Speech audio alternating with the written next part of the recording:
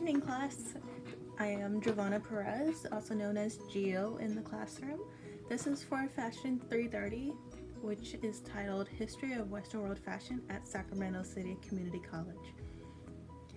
For my research project, I chose to do a crocheted Sontag shawl from 1864. The pattern was originally featured in the Peterson magazine of March 1864, volume 45. The most interesting thing that I found about this pattern was actually the adaptation that I got and I bought. It has a little detail that's not mentioned on the original pattern. So on this pattern, it says there's a knotted fringe, which you can see in the images. However, when I went to make this part and I double checked with the original pattern that I found, it doesn't actually have that. So a little bit of information about the shawl and the different things I've found out while making this thing. So as the original pattern calls for, it calls for Berlin wool, which nowadays you cannot find very easily. It's actually called Merlin wool, merino wool now, and that originates from the merino sheep in Germany.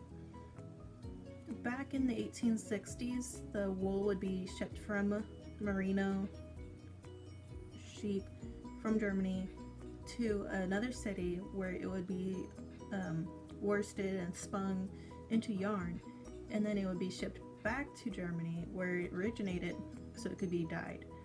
Then it was sold and distributed or buy it from there.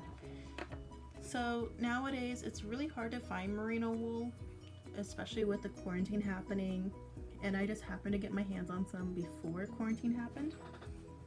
The look and the feel of this yarn is very different than what we are normally used to, which is acrylic in our stores.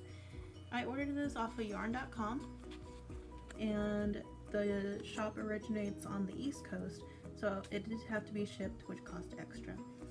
In total, for about all the yarn that I've used, it should have been only $25, but I like to make sure I have enough yarn and I got extra. So this is one of the little balls of yarn. As you can see, it's very thin and very small.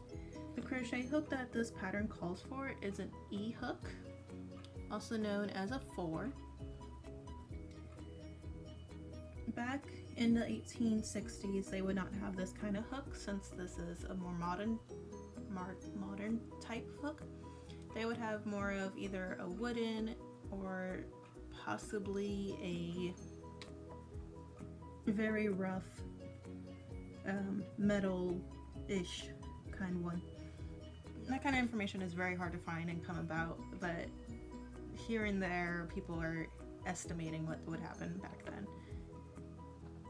So the pattern also does call for the type of yarn, weight, and its sports, which is a little bit heavier than fingering, which is lighter than the sock yarn.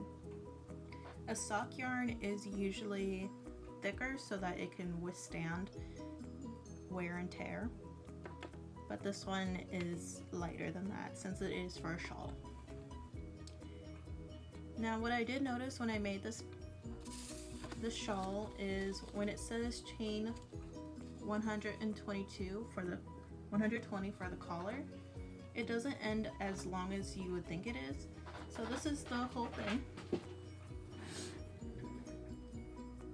This right here is the collar, and this is two rows of 2 different colors, and the tassel is longer than what's supposed to be because I did not quite measure it. Now when it is on me, it does not look like it fits because it's not actually the right size for my type of body type.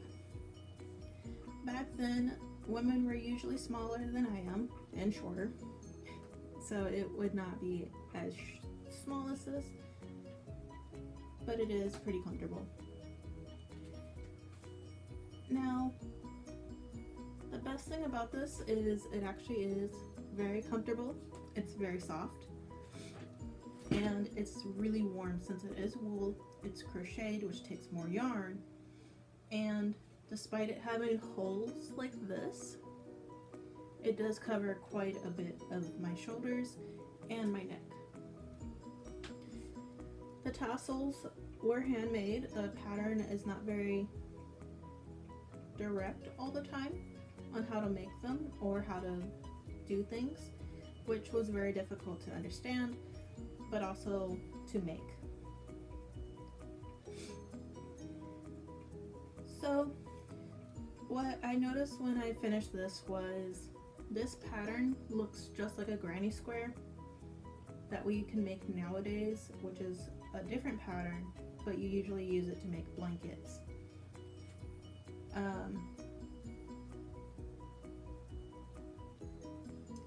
will grab a sample of a granny square real quick.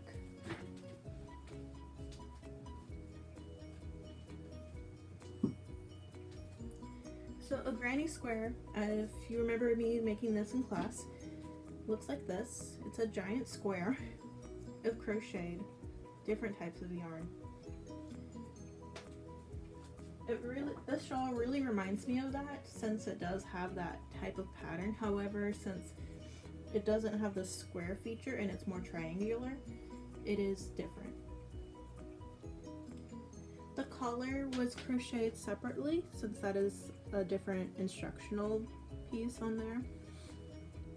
And it's all made with double crochet, slip stitch, and a single chain. If you have any questions about the shawl or about the history behind it, you can go ahead and comment below. The 1860s are a very interesting time, since that's when the petticoats started going away and women were using more of hoop skirts.